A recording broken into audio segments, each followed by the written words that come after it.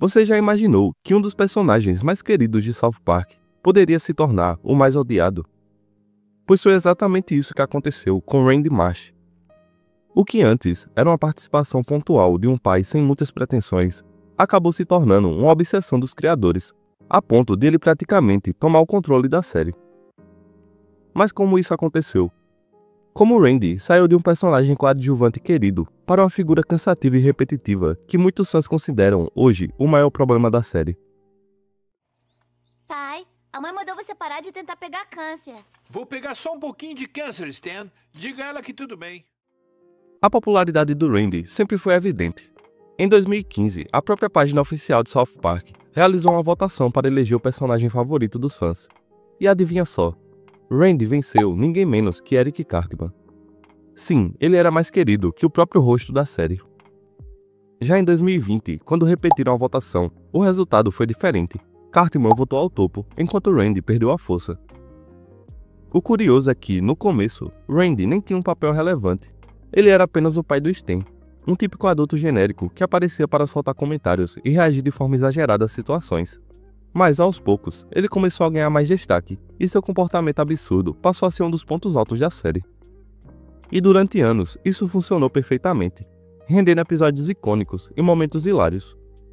Mas, em algum momento, os criadores cruzaram um limite.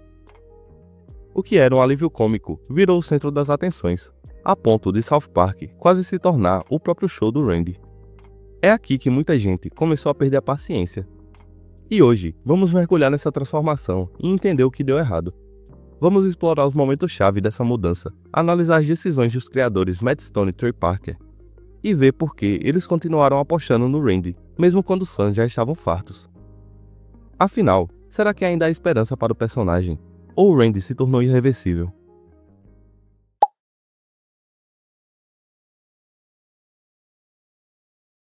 Nos primeiros anos de South Park, Randy Marsh era apenas mais um dos adultos da cidade. Seu papel era simples: ser o pai do Stan.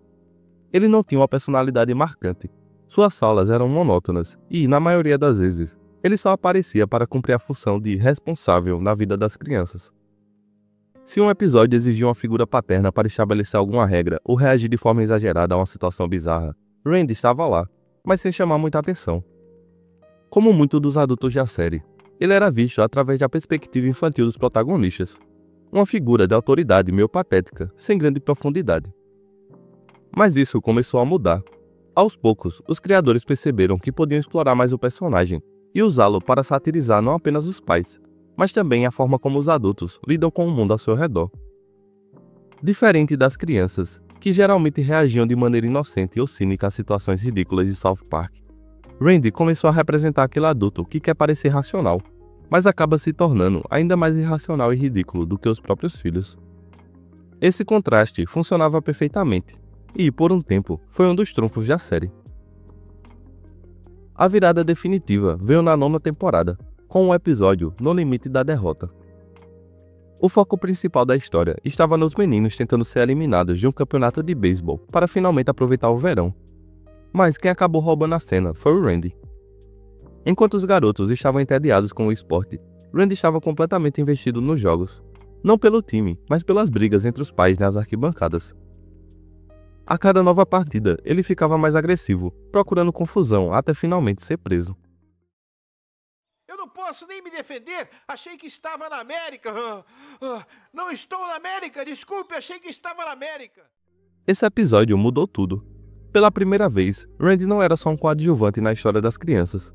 Ele tinha uma narrativa própria, com motivações, piadas e momentos absurdos que se destacaram mais do que a trama principal. O público adorou. A combinação da sua postura exagerada, a alta importância sem sentido e a total falta de noção fez com que ele se tornasse um dos personagens mais engraçados da série. E a partir desse ponto, os criadores perceberam que tinham algo especial em mãos e começaram a testar até onde podiam levar o Randy sem que ele perdesse a sua essência.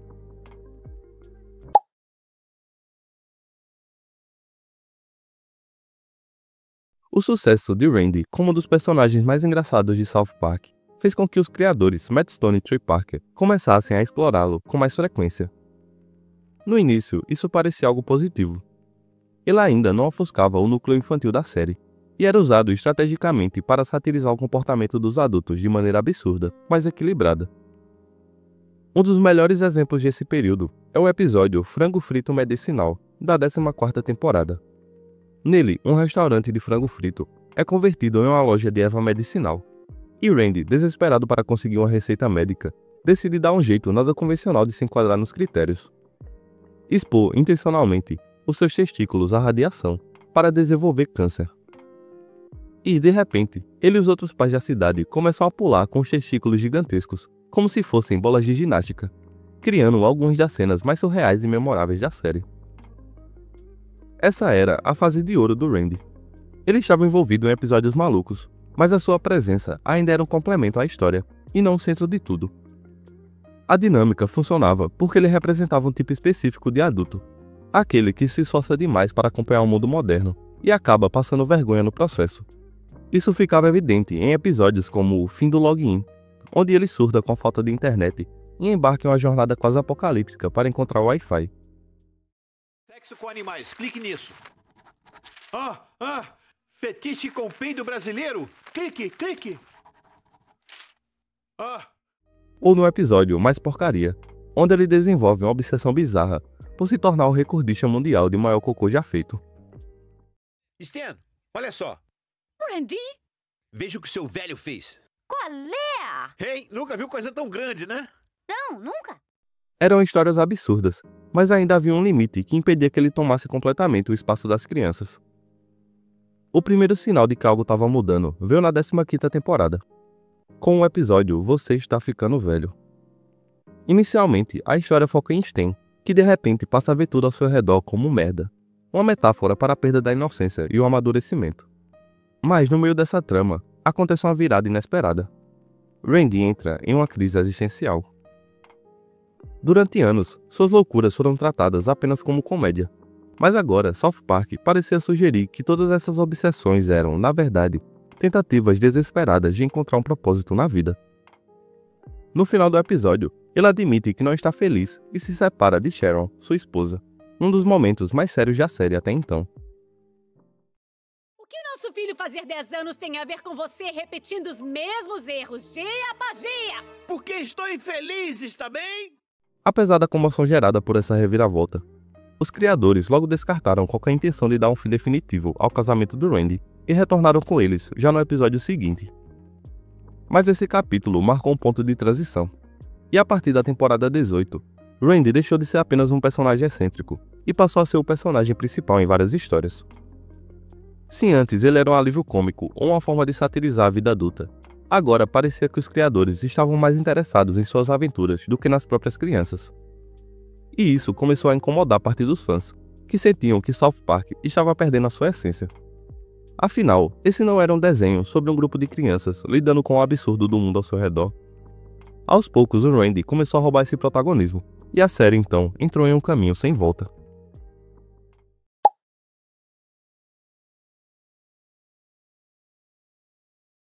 Se até a 18ª temporada, Randy Marsh já estava ocupando um espaço maior do que muitos fãs gostariam, na 22ª, a situação saiu totalmente do controle.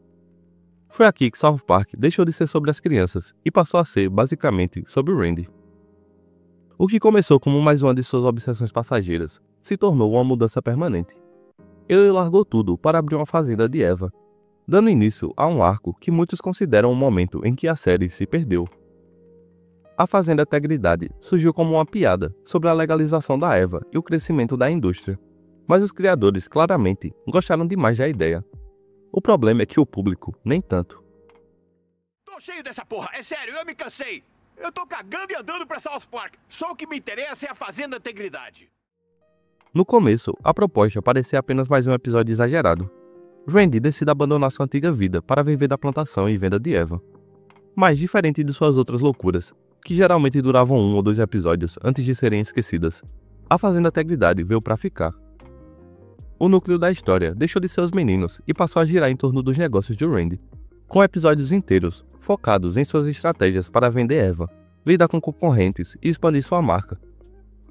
O conceito até poderia funcionar por um tempo, mas a repetição desgastou a piada rapidamente. E o que antes eram histórias variadas e imprevisíveis, começou a seguir um padrão monótono. Randy cria um novo esquema para vender Eva, enfrenta o problema, resolve de forma absurda, e no próximo episódio tudo recomeça. E enquanto isso, os meninos ficavam cada vez mais de lado, sem espaço para desenvolver histórias próprias. Para muitos fãs, era como se South Park tivesse sido substituído pelo show do Randy e a sua fazenda. Até mesmo o icônico tema de abertura foi temporariamente alterado para refletir essa mudança, deixando claro que aquilo não era só uma piada passageira.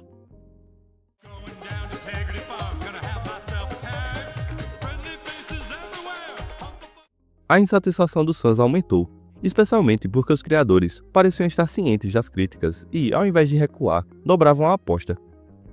Episódios como o final de temporada brincavam com a frustração do público, mostrando os moradores de South Park revoltados com Randy e tentando acabar com a Fazenda Integridade, só para no final tudo voltar ao normal e a Fazenda continuar existindo.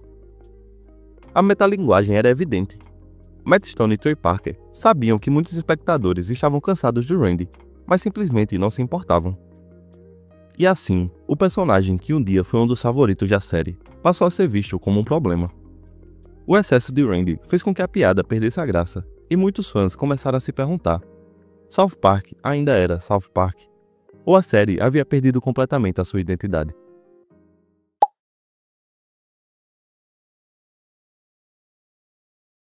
Depois de 2 temporadas, onde a Fazenda Integridade dominou a série, parecia que Matt Stone e Trey Parker finalmente tinham percebido que era hora de mudar as coisas. A 25ª temporada trouxe um Randy menos presente, sem monopolizar tanto os episódios e com uma abordagem um pouco mais variada. Mas apesar dessa tentativa de balanceamento, a Fazenda Integridade ainda estava lá. Mesmo quando ele não era o foco absoluto, a sua Fazenda de Eva continuava existindo, como um lembrete de que, a qualquer momento, a série poderia voltar a ser sobre isso. Nos episódios mais recentes, os criadores parecem ter tentado recuperar parte da essência original do personagem. No episódio Privada Japonesa, sua nova obsessão são privadas japonesas ultra-tecnológicas. E no especial do Dia de São Patrício, ele chega ao ponto de usar o feriado para vender mais Eva. Até mesmo a paródia do OnlyFans, onde Randy tenta lucrar vendendo vídeos sensuais de seus pés, mostra como os roteiristas continuam explorando seu lado caótico e sem noção. O problema é que, por mais que os episódios tentem variar o tipo de loucura em que o Randy se envolve, a sensação de repetição ainda existe. Ele continua sendo o centro das atenções, com histórias que, de um jeito ou de outro, sempre acabam reforçando sua conexão com a Fazenda Integridade. E isso levanta a grande questão: existe alguma chance do Randy voltar a ser o que era antes? Com South Park atualmente em um hiato prolongado, e os criadores focando nos especiais para Paramount Plus, o futuro da série é incerto. Há espaço para ajustes, talvez até uma mudança definitiva que traga de volta o equilíbrio entre os personagens. Mas ao mesmo tempo, Matt Stone e Trey Parker demonstraram inúmeras vezes que realmente gostam da ideia do Randy como personagem principal.